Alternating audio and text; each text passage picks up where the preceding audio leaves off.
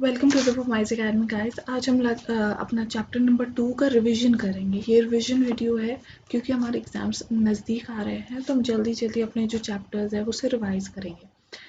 तो इस चैप्टर में जो मेन और सबसे इम्पोर्टेंट कॉन्सेप्ट है वो है व्हाट इज़ सिक्योरिटाइजेशन। सिक्योरिटाइजेशन आप सबको पता होगा, मैं ये अज्यूम करके चल रही हूँ, फिर भी एक बार हम उसका ओवरव्यू देख लेते हैं कि सिक्योरिटाइजेशन आखिर होता क्या है।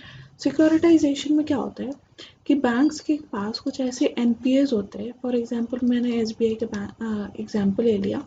उसके पास कुछ एनपीएस होते हैं या फिर कोई ऐसे इलिक्विड एसेट्स होते हैं जो कि जहाँ से अभी पैसे नहीं आ रहे, तो वो क्या करती है कि उस इलिक्विड एसेट्स को किसे बेच देती है, एक एसपीडीई जो कि एक सिक्योरिटाइजेशन कंपनी होती है जो और इस सिर्फ एक सोल पर्पस के लिए बनाई जाती है, सिक्योरिटाइजेशन को करने के लिए। तो ये जो हमारा इसे हम कहेंगे ओरिजिनेटर।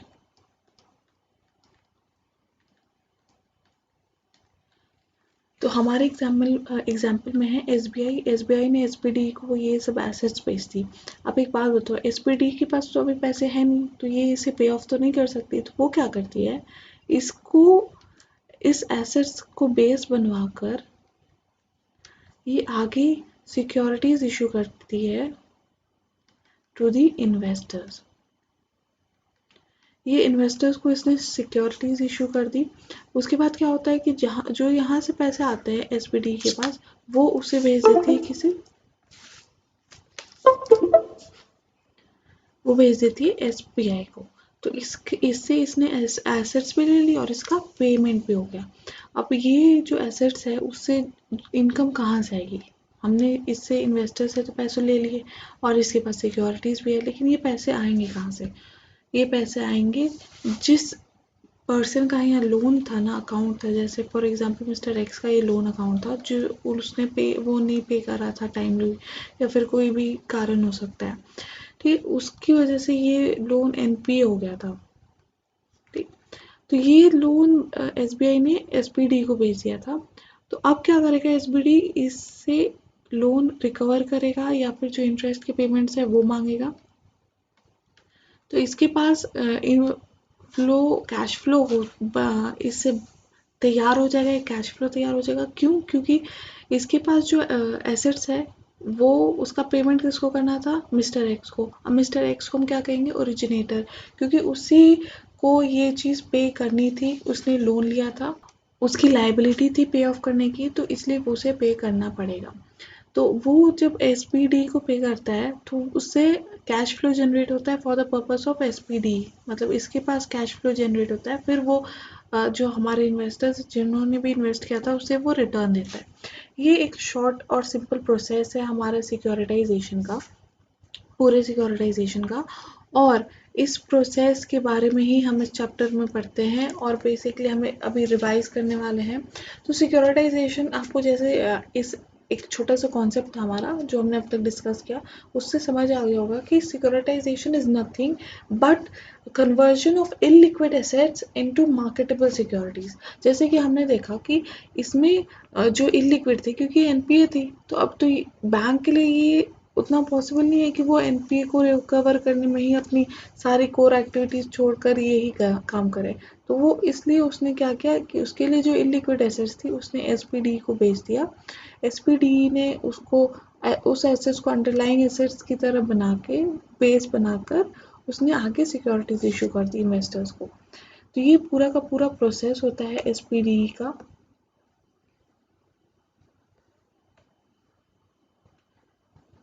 तो इसमें आपने जैसे देखा कि बहुत सारी पार्टीज इन्वॉल्व थी। पहला तो है कि ओरिजिनेटर जिसने लोन, कोई भी हो सकता है जिसने लोन लिया है, मिस्टर एक्स मिस्टर वाई कोई भी, सॉरी ओरिजिनेटर वो नहीं है, सॉरी उसे हम कहेंगे ओब्लाइजर।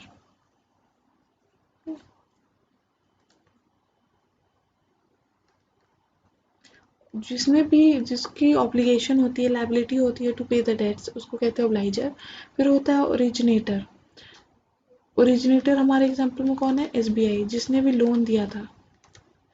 फिर है हमारा एसपीडी जो हमने क्रिएट किया था for the purpose of securitization. और हमारी फोर्थ पार्टी है हमारे जो इन्वेस्टर्स है, ठीक है।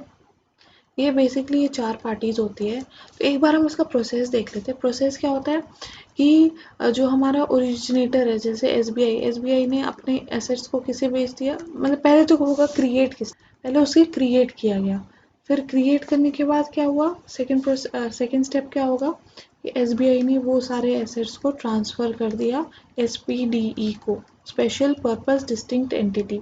मतलब ये बेसिकली एसपीवी की तरह ही होती है, एक स्पेशल पर्पस व्हीकल होता है जिससे मतलब एक सेपरेट एंटिटी की तरह काम करता है, डिफरेंट सेपरेट फ्रॉम एसबीआई, वो एसबीआई का पार्ट नहीं माना जाएगा। फिर है कि एसबीडी ने क्या किया, वो सिक्योरिटीज़ को बेस रखकर आगे इन्वेस्टर्स को ये चीज़ कोई सिक्योरिटीज़ फॉर्मुलेट करके इन्वेस्टर्स को बेच दी। इन्वेस्टर्स से पैसा आया, अब इन्वेस्टर्स को, और एसबीआई को तो हमने अब तक पे ऑफ नहीं किया था, तो हम क्या करेंगे, इन्वेस्टर्स से जो भी पैसा आया एसपीडी एसबीआई को पे ऑफ कर देगी। ये पूरा का पूरा प्रोसेस होता है सिक्योरिटाइजेशन का, ठीक है। तो एक बार हम देख लेते हैं, हाँ जल्दी जल्दी देखेंगे क्योंकि ये रिवीजन वीडियो है। सबसे इम्पोर्टेंट चीज़ यहाँ पर ये है कि सिक्योरिटाइजेशन का डेफिनेशन हमें याद करना होगा इस रिवीजन में, ठीक है। Securitization is nothing but conversion of illiquid assets into marketable securities, ठीक है।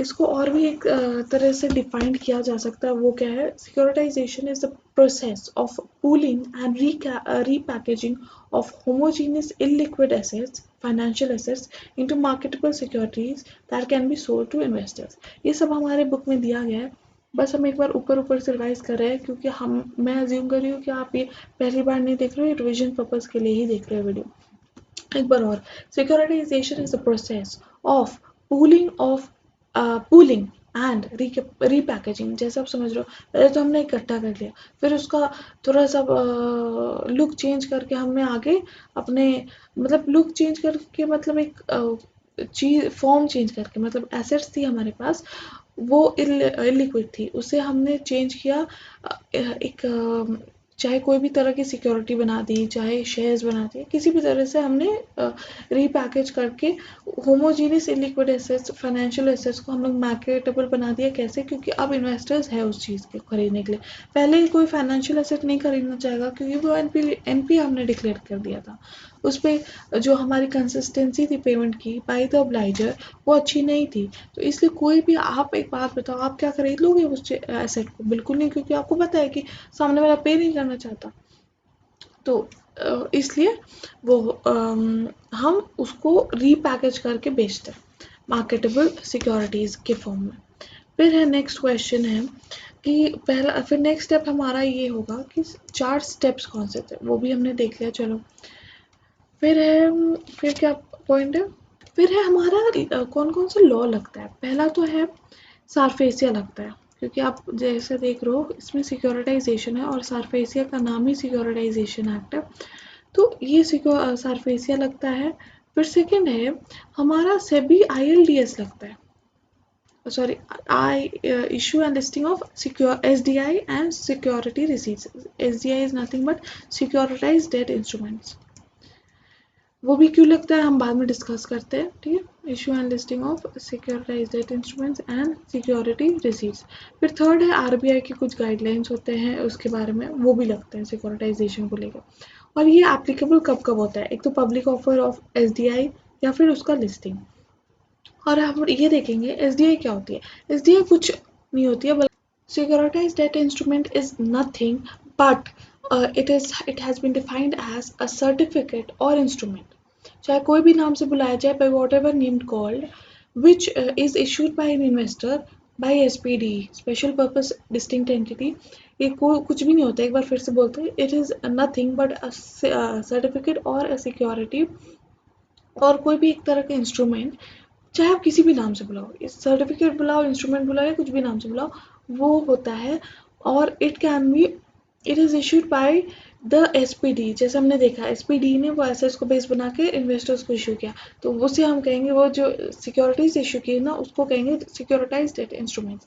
तो वो issued by the SPD to the issuer, और किस बेसिस पे इशू करते हैं, जो हमने एसेट्स खरीदे, तो इसको हम कैसे कहेंगे, SPD which possesses any debt receivable or any kind of mortgage debt, कुछ भी तरह का कोई भी डेट होगा जो इस एंटिटी को, मतलब किस एंटिटी को, जो हमारी एसपीडी है उसे असाइन की गई थी और उसका बेनिफिशियल इंटरेस्ट किसके पास है, अब एसपीडी के पास है।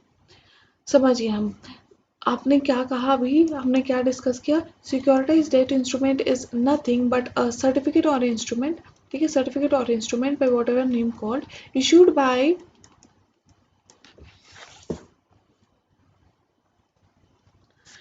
Bye SPDE to the issuer, किसको इशू करते हैं, एसपीडी टू द इन्वेस्टर। एक सेकेंड,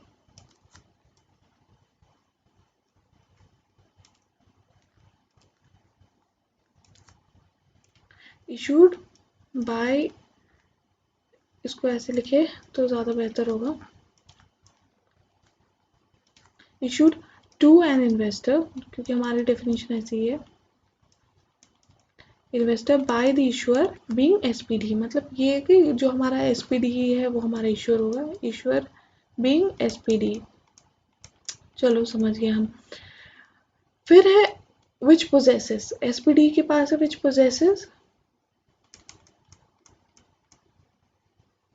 एनी सिग्निफिकेंट मॉर्गेज या डेट या receivable bye whatever name call, ठीक है, असाइंड जो किया गया है हमारी एसपीडी को, assign to such entity,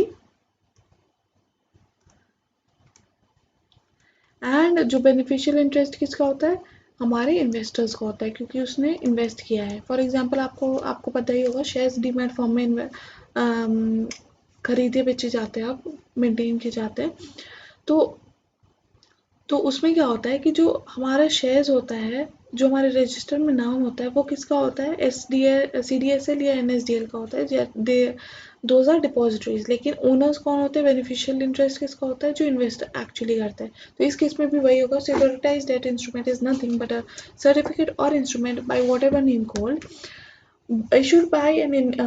issued to an investor। देखो जो डेफिनेशन हम उसी फॉर्म में पढ़े तो ज़्यादा बेहतर होगा, issued to an investor by an issuer being SPDE, ठीक है, which possesses any beneficial interest और any का और mortgage और debt और कुछ भी, और किसको इशू किया गया है, असाइंड टू सच एंटिटी, हमने असाइन किया गया था एसपीडी को, और उसके बाद and acknowledging beneficial interest of किसका, इन्वेस्टर, और इन किस में जो हमारा मॉर्गेज डेट था या फिर कुछ भी डेट रिसीवेबल मॉर्गेज डेट कुछ भी, ये है हमारा डेफिनेशन। ये सब हम छोड़ सकते हैं अभी के लिए मतलब एग्जाम के लिए उतना रेलिवेंट नहीं है। तो अब हमारा मेन पॉइंट आता है कि एप्लीकेबिलिटी क्या है, ठीक है, आपके सामने कुछ चीज़ें ऐसी हाईलाइट की गई है।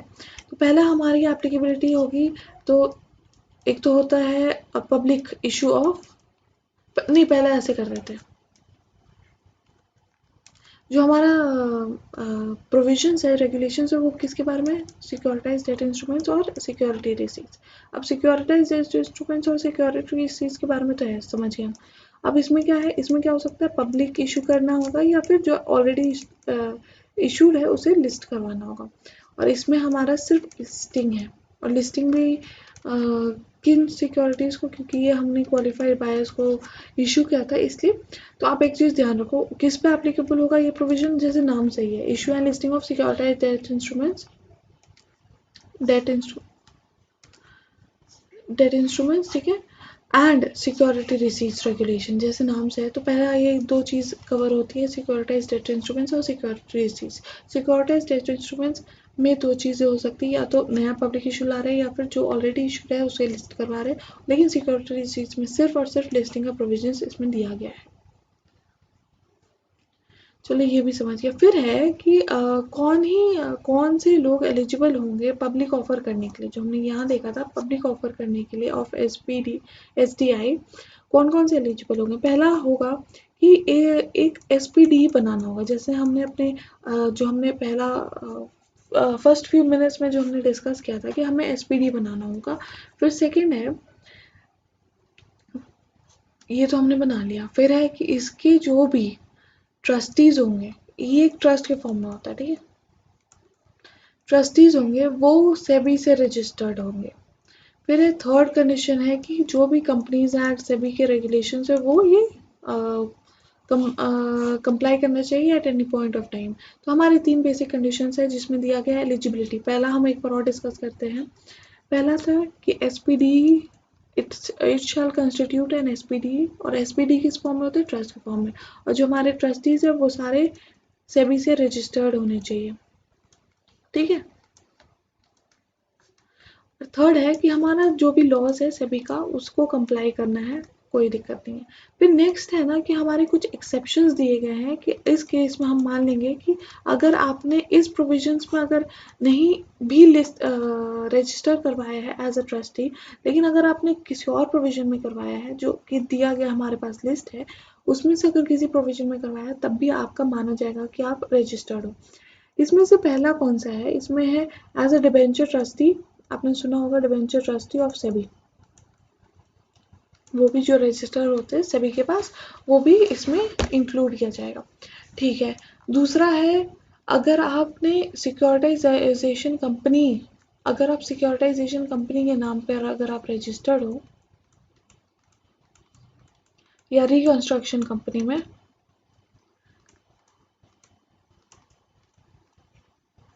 तब भी आपको माना जाएगा कि आप एलिजिबल हो इस प्रोविजंस में एज अ ट्रस्टी एक्ट करने के लिए, ठीक है।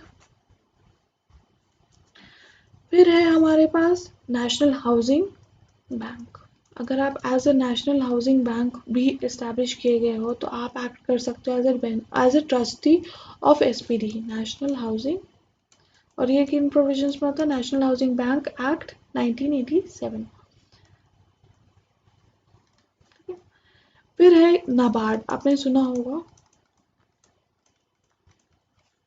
नाबार्ड का फुल फॉर्म क्या है? National bank for agricultural and rural development. National bank for agriculture and rural development, ठीक है। ये भी हो गया। अगर आप कोई पब्लिक फाइनेंशियल इंस्टीट्यूशन हो तब भी चलेगा। फिर है अगर आप अम, कोई भी शेड्यूल्ड कमर्शियल बैंक हो, मतलब कोई भी अगर आप बैंक ऑपरेट कर रहे हो जैसे एसबीआई हो गया, पीएनबी हो गया, तो उस केस में भी आप काम कर सकते हो। अगर आप पब्लिक फाइनेंशियल इंस्टीट्यूशन हो तब भी आप वैसे काम कर सकते हो, या फिर कोई और प्रोविजंस जो एसबीआई सभी टाइम टू टाइम स्पेसिफाई करेगी उसमें अगर आप रजिस्टर्ड हो तब भी आप ट्रस्टी एक्ट कर सकते हो। एक बार फिर से, पहला है हमारे पास अगर आप डिबेंचर ट्रस्टी हो तब, ठीक है। दूसरा है अगर सिक्योरिटाइजेशन कंपनी की तरफ रजिस्टर्ड हो तब भी चलेगा, रिकंस्ट्रक्शन में हो तब भी चलेगा। तीसरा है नेशनल हाउसिंग बैंक, अगर आप नेशनल हाउसिंग बैंक हो तब भी आपको रजिस्टर करवाने की अलग से ज़रूरत नहीं है। फोर्थ है नाबार्ड। नाबार्ड क्या है? National bank for agriculture and rural development, अगर आप वो भी हो तब भी चलेगा। फिफ्थ पॉइंट इज कि अगर आप पब्लिक फाइनेंशियल इंस्टीट्यूशन हो तब भी चलेगा, अगर आप शेड्यूल्ड कमर्शियल बैंक हो तब भी चलेगा, अगर या फिर कोई और चीज़ से भी टाइम टू टाइम बताता है तब भी चलेगा। फिर है कि आपका नेटवर्थ कितना होना चाहिए, ये इम्पोर्टेंट है। अगर आप ऑलरेडी इसमें रजिस्टर नहीं हो और नया रजिस्ट्रेशन करना चाहते हो तो आपका नेटवर्थ होना कितना चाहिए? पहला तो है अमाउंट में बताया गया है कि 2 करोड़ होना चाहिए आपका नेटवर्थ। मतलब ये बेसिकली एलिजिबिलिटी हम लोग यहाँ बोलेंगे।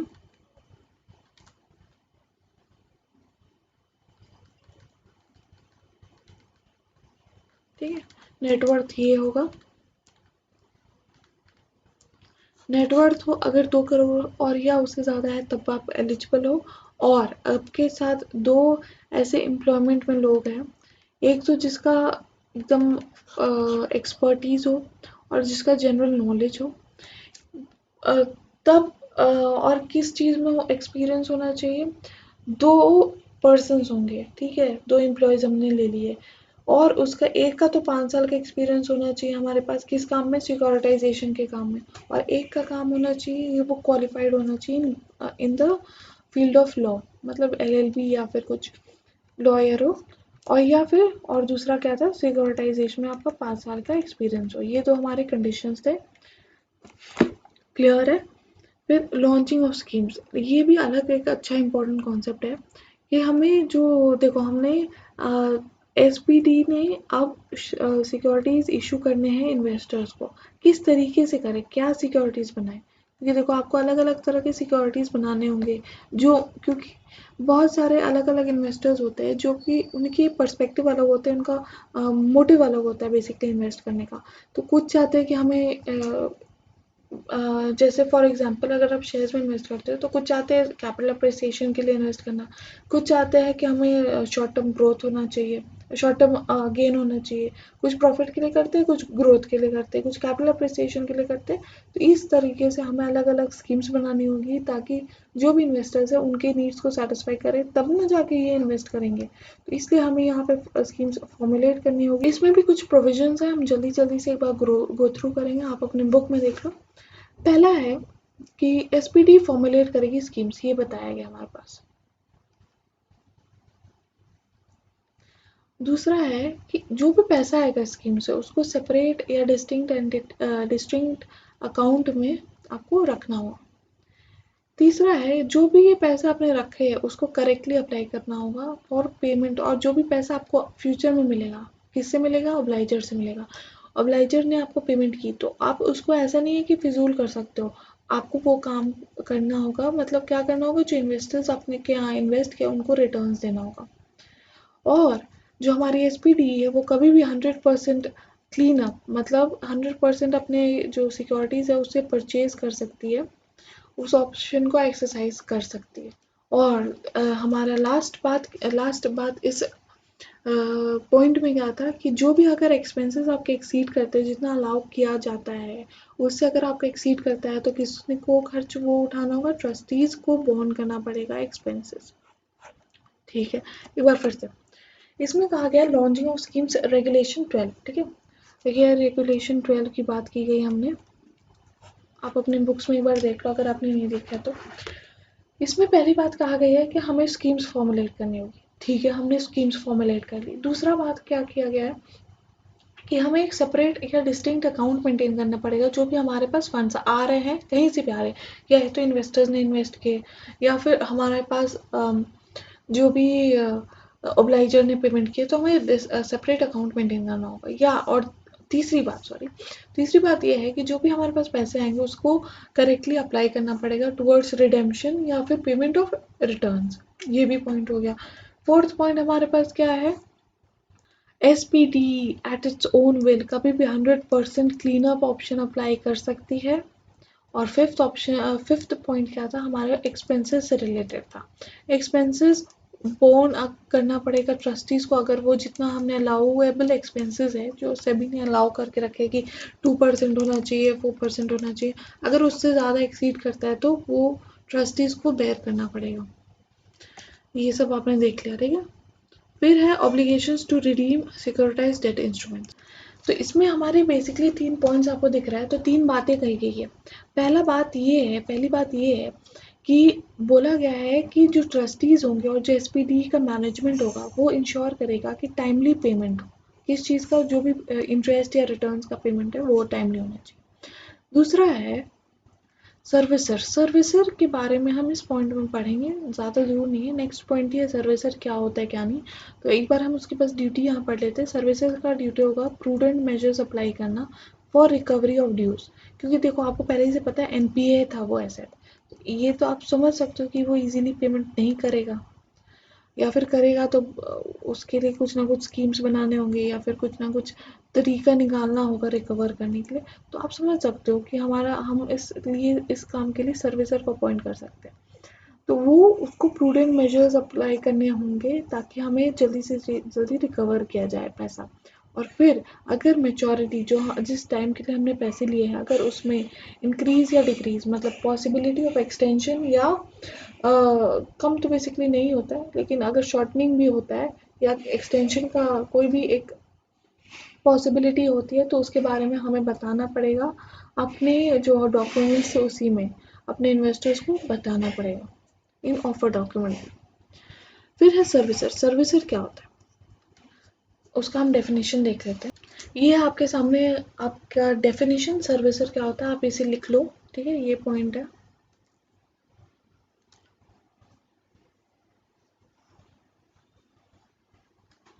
ये बेसिकली ये डेफिनेशन है सर्विसर आखिर होता क्या है। आप इसे पॉज करके लिख लो। तो हम ये बात कह रहे थे कि सर्विसर क्या होता है मैम।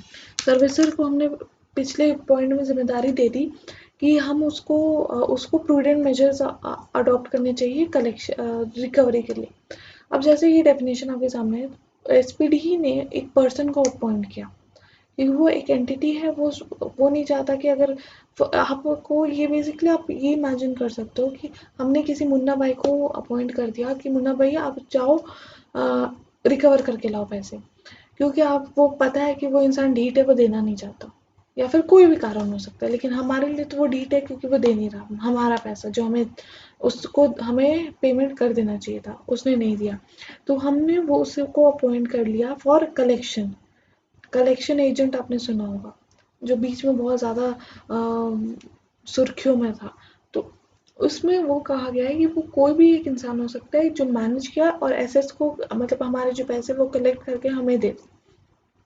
तो यहाँ पे क्या दिया गया है कि जहाँ वो कलेक्ट करेगा ना उसका प्रॉपर अकाउंट होना चाहिए, मतलब एक प्रॉपर बुक्स मेंटेन होने चाहिए बेसिकली कि हमारे इतना पैसा है, इतना पैसा हमें उसने रिकवर इतना किया है और फिर हम हमें इतना वापस पहुंचा दिया है, या कोई बैलेंस हो कुछ भी पता करने के लिए आपको अकाउंट्स मेंटेन करने होंगे क्योंकि यहाँ फंड्स इन्वॉल्व है ना।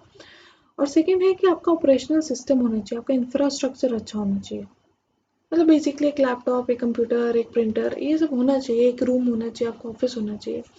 फिर है 3 बेसिक फंक्शंस यहाँ एक साथ दिए गए हैं, आप जैसे देख सकते हो। तो उसमें क्या है कि पहला है कि हमें जो भी एसेट्स कलेक्शन है, जो भी अप्लाइजर है, जो भी मैनेजर है, उसके बीच में एक कोऑर्डिनेशन, कम्युनिकेशन होना चाहिए। पता चलेगा उसने तो पैसा दे दिया लेकिन आप फिर अपने बंदों को आपने भेज दिया, ये तो गलत है। और सेकंड है कि एडमिनिस्टर करना चाहिए कैश फ्लोज।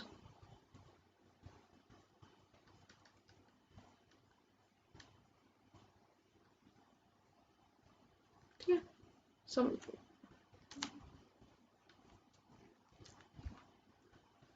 चलो ये भी हमने समझ लिया। और कोई भी इंसिडेंटल मतलब अदर्स का बेसिकली पॉइंट है, कोई भी रिलेटेड मैटर्स है तो वो होगा। ये भी है और किसी भी ऐसे पर्सन को हम अपॉइंट नहीं करेंगे जहाँ पे कॉन्फ्लिक्ट ऑफ इंटरेस्ट अराइज हो सकता है। अच्छा एक बात बताऊँ, ये सब तो ठीक है, लेकिन अब इसमें अगर ओरिजिनेटर की होल्डिंग की बात की गई है नेक्स्ट पॉइंट में, ये है regulation number 19।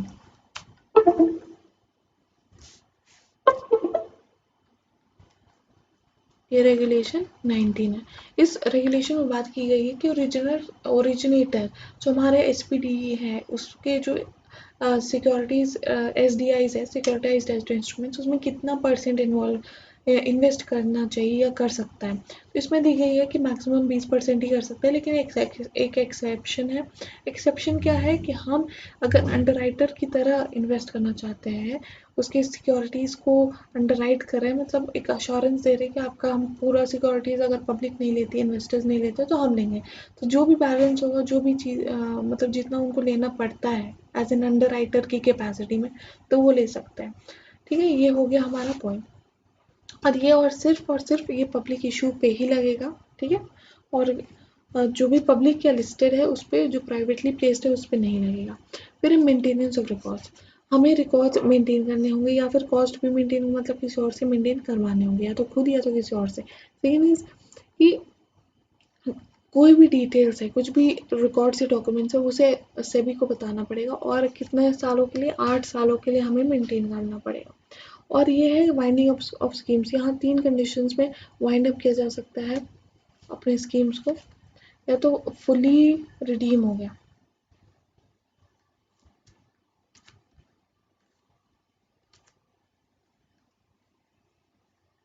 As per scheme जो भी चल रहा था, मतलब उसकी मेचोरिटी हो गई, उसको रिडीम कर दिया। या फिर लीगली मेच्योर हो गया, मतलब लीगली मेच्योर होने का मतलब है कि लॉ में लिखा था कि ये ऐसी स्कीम्स बस 1 साल हो सकता है, 2 साल हो सकता है, 5 साल हो सकता है, जो भी। तो उसके अकॉर्डिंग अगर लीगल मेच्योरिटी आ गई तो उसके बाद वो चीज़ वाइंड अप ऑटोमेटिकली की जाएगी। और थर्ड है कि अगर हमारे इन्वेस्टर्स ने बोला कि एसआर से हमें ये स्कीम को वाइंड अप करना है तो वाइंड अप करना होगा। ये 3 पॉइंट्स है। फिर है public offer of securitise debt instruments, ये माना जाएगा। इसमें क्या कहा गया है, देखो पब्लिक ऑफर में क्या होता है कि आप कोई भी एक बंदा फ्रॉम जनरल पब्लिक उसे उस जो इशू है उससे उसको सब्सक्राइब कर सकते हैं, उसमें पैसे डाल सकते हैं।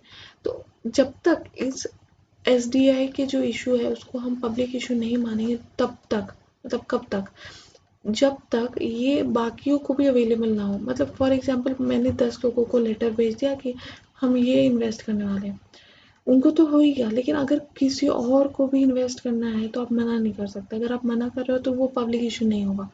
वही चीज़ यहाँ की गई है। और मिनिमम 50 और 50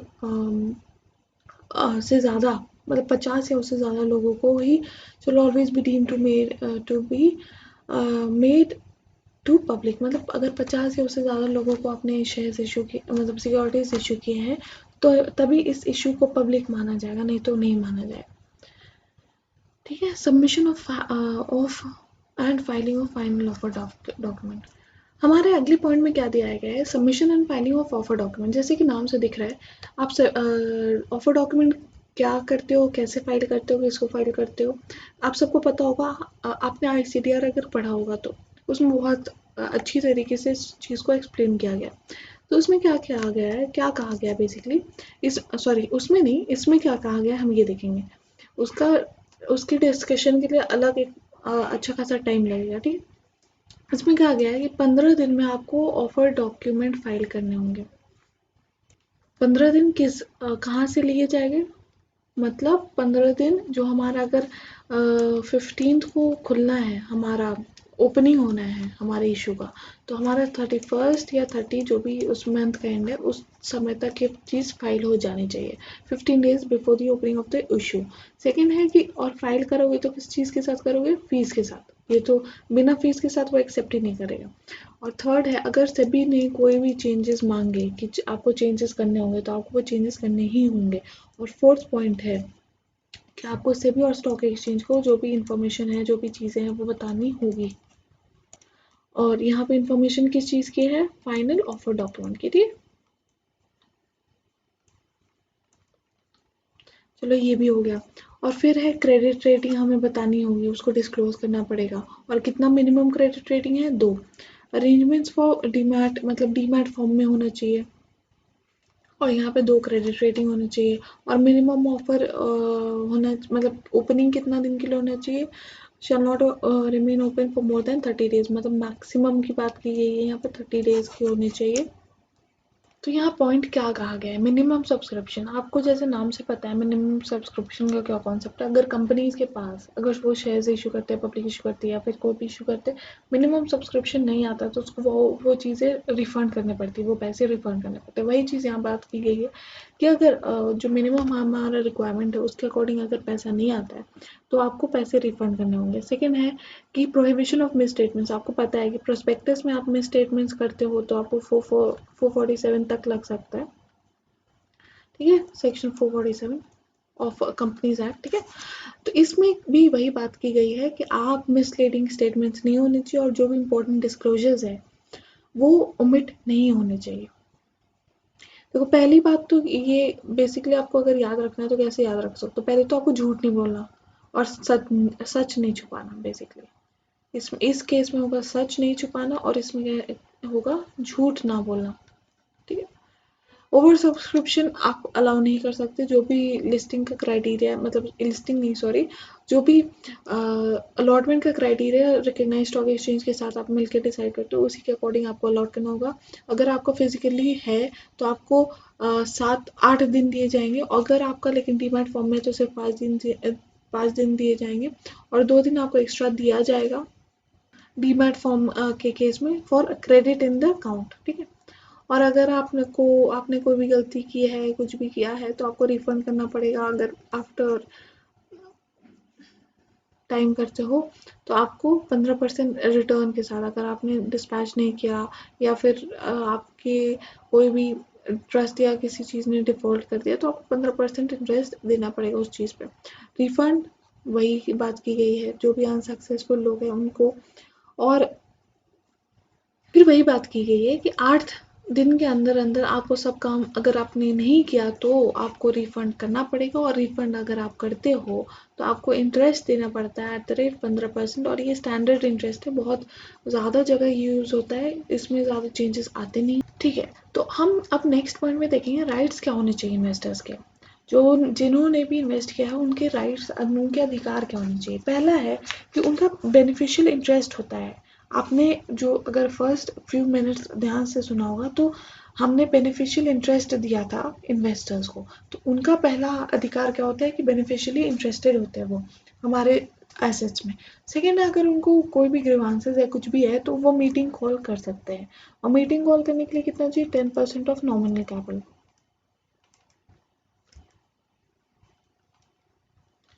और इस मीटिंग में क्या क्या कर सकते हैं, तीन चीज़ बेसिकली कर सकते हैं।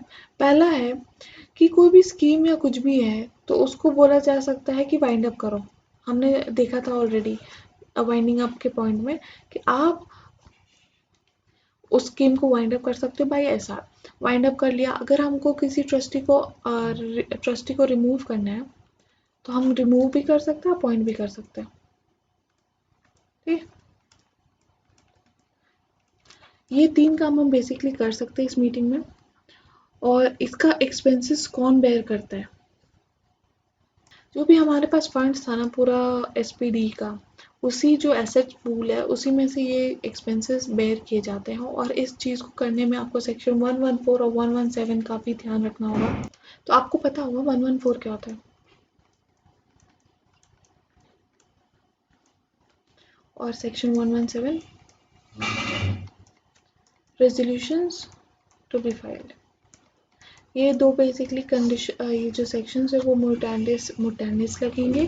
ठीक है, ये चीज़ हो गई। पोस्टल बैलेट भी लग, ये बेसिकली कही गई है ना कि अगर आपने किसी का भी इंटरेस्ट वेरी होता है, किसी क्लास ऑफ सिक्योरिटीज़ कुछ भी इन्वेस्ट का इंटरेस्ट वेरी होता है, तो उस केस में आपको क्या करना होगा, उस केस में आपको क्या करना होगा कि आप 21 days proper notice, proper meeting बुलाओगे।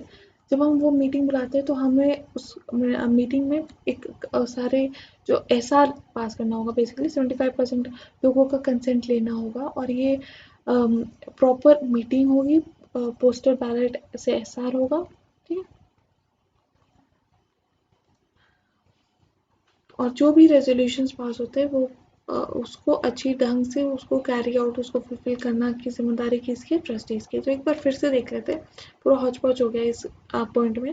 पहला है कि बेनिफिशियल इंटरेस्ट होता है, दूसरा है मीटिंग कॉल कर सकते हैं। मीटिंग कॉल करने के लिए 10% चाहिए, 10% हो गया, चलो वो भी ठीक है। मीटिंग कॉल करके आप क्या करोगे, मीटिंग कॉल करके मैं 3 काम कर सकती हूँ। पहला तो वाइंड करवाना, या फिर किसी ट्रस्टी को अपॉइंट करवाना, किसी को रिमूव करवाना, वो भी काम ठीक है। और आप ये बताओ मुझे कि जो एक्सपेंसेस है या जो भी रेजोल्यूशन है उसकी जिम्मेदारी किसकी कैरी आउट करने की, उसकी जिम्मेदारी है ट्रस्टीज की कैरी आउट करने की। फिर दूसरा पॉइंट है कि अगर आप किसी के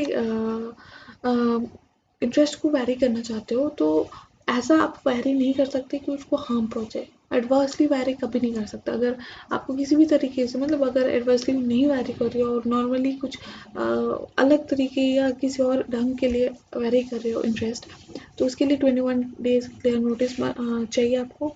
एसआर बाय पोस्टल बैलेट चाहिए, और सेक्शन 117 और 114 को आपको प्रॉपर्ली का कंप्लाई करना पड़ेगा। फिर है लिस्टिंग ऑफ सिक्योरिटाइज्ड डेट इंस्ट्रूमेंट्स। पहला है कि जिसको भी अपने सिक्योरिटीज़ को पब्लिक इशू करना है तो उसके लिए मैंडेटरी है लिस्टिंग। और फिर दूसरी बात है कि अगर आपने लिस्टिंग करवानी है तो आप किसको एप्लीकेशन करोगे, आप रिकग्नाइज्ड स्टॉक एक्सचेंज को एप्लीकेशन करोगे for the purpose of listing, और लिस्टिंग एग्रीमेंट आप साइन करोगे, एग्जीक्यूट करोगे विद रिकग्नाइज्ड स्टॉक एक्सचेंज। फिर है minimum public holding offering for listing. आपको मिनिमम 2 दिन पहले आपको एडवर्टाइजमेंट करनी होगी जो हमारे न्यूज़पेपर्स है उसमें। फिर है कि अगर आप प्राइवेट प्लेसमेंट कर रहे हो तो आपको क्रेडिट रेटिंग लेना मैंडेटरी है।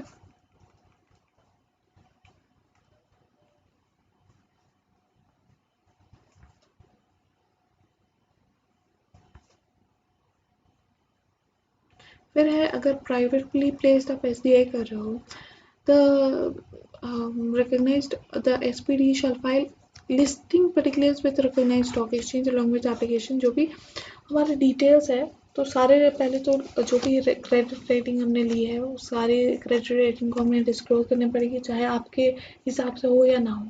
आपको हो सकता है कि आपको रेटिंग अच्छी नहीं लग रही हो, लेकिन फिर भी आपको डिस्क्लोज करनी पड़ेगी। कंटिन्यूस लिस्टिंग करवाने के लिए आपको जो भी इंफॉर्मेशन ज़रूरी है और इस ऑब्लिगेशन को कंप्लाई करने के लिए आपको देना होगा, तो वो आपको देना ही होगा।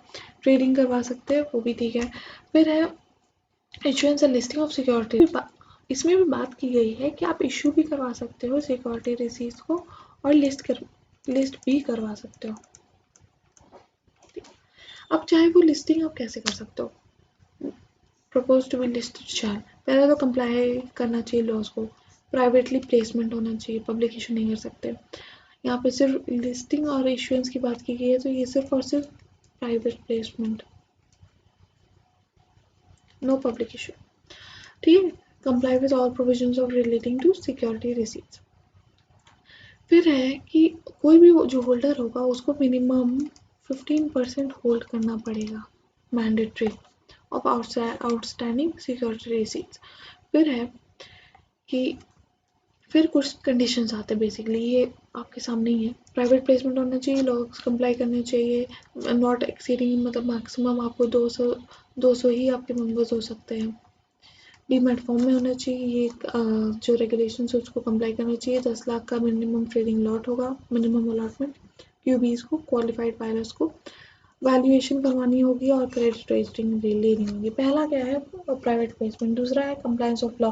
तीसरा है कि हमारे 200 मैक्सिमम मेंबर्स होंगे। फोर्थ है डीमैट फॉर्म में। फिफ्थ क्या है कि हमारे ये जो भी रेगुलेशंस उसको कंप्लाई करना होगा। फिर है कि आपका 10 लाख का मिनिमम ट्रेडिंग लॉट होगा फॉर क्वालिफाइड बायर्स। फिर है वैल्यूएशन करवाना होगा, क्रेडिट रेटिंग लेना होगा। एक बार और, private placement, compliance of law, 200 maximum members, फिर ये रेगुलेशन कंप्लाई करने होंगे, क्वालिफाइड को 10 लाख तक मिनिमम देना होगा, वैल्यूएशन करवाना होगा, क्रेडिट रेटिंग देना होगा। ऑफर डॉक्यूमेंट, तो जैसे आपको पता है कि ऑफर डॉक्यूमेंट को भी में कोई भी मिस स्टेटमेंट्स या मिसलीडिंग कुछ भी नहीं होना चाहिए। फिर कोई भी पर्टिकुलर सिग्निफिकेंट मटेरियल इंफॉर्मेशन को आप ओमिट नहीं कर सकते, तो पहला वो पॉइंट हो गया। और दूसरी बात है कि आपके जो भी ऑफर डॉक्यूमेंट वो कभी भी डाउनलोड के लिए अवेलेबल होने चाहिए वेबसाइट, किसके वेबसाइट पे, स्टॉक एक्सचेंज, ठीक है। और जहाँ पे भी सिक्योरिटीज लिस्टेड है तो वहाँ की वेबसाइट पे आपके डाउनलोड होने का ऑप्शन होना चाहिए। ये हो गया। और फिर है कि मिनिमम ट्रेडिंग लॉट 10 लाख होगा, और ओवर द काउंटर को भी आपको रिपोर्ट करना होगा टू रिकॉग्नाइज्ड स्टॉक एक्सचेंज। ये हो गया, बस यहीं तक का था। पहले 12 दिन था, अब उसको 6 दिन कर दिया गया, ठीक है।